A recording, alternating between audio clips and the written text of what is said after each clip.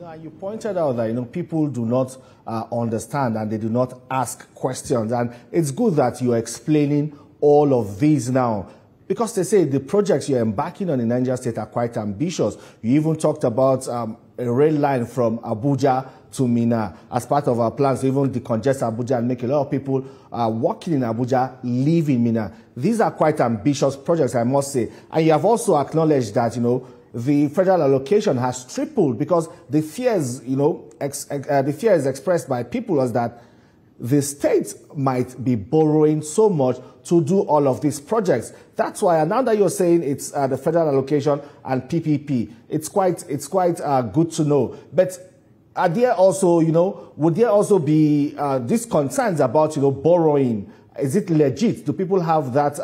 Is it good that they're expressing this kind of concerns that, the state should manage its resources and not resort to borrowing just to build all of this infrastructure? There is no problem in borrowing, but there are rudiments, and there are bodies to regulate borrowing.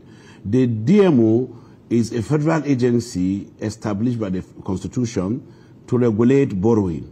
And once you reach your threshold, you cannot borrow. Banks will not give you money.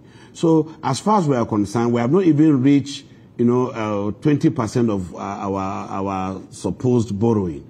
But again, to that, why are people worried about borrowing? If you borrow money and you squander it lavishly, that will be a concern.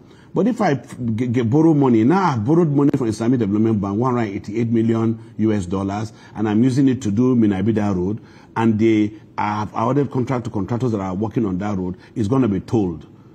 Why is somebody worried? It's not going to be taken from Niger State FAC account allocation. The toll gate services will pay for that road. So these are the kind of PPP we are doing. We are talking about a rail line between Niger and Abuja. The feasibility is being done. We have seen that the place called FCT is getting congested. We have vast arable land. Agriculture will drive people, attract people to Niger State. Our road connectivity will drive people to Niger State. Our geographical location and our weather will drive people to Niger State. So the best thing to do is to look at the comparative advantage in housing. So we have laid out, some areas now we are putting site and services. We intend, to bring a rail line that will, commute people from Abuja to Minna in 30 minutes. It's just a 100-kilometer stretch of road, for crying out loud. So if we borrow to build a rail line that our children will come and pay, and they enjoy this rail line, I don't think it's something bad. People should not be malicious on certain things. We cannot borrow to buy clothes or to buy cars, or to live flamboyant life, but we can borrow to put in infrastructure that would outlive us. Since the creation of Nigeria, there has not been 75% of FCT was carved out from Niger.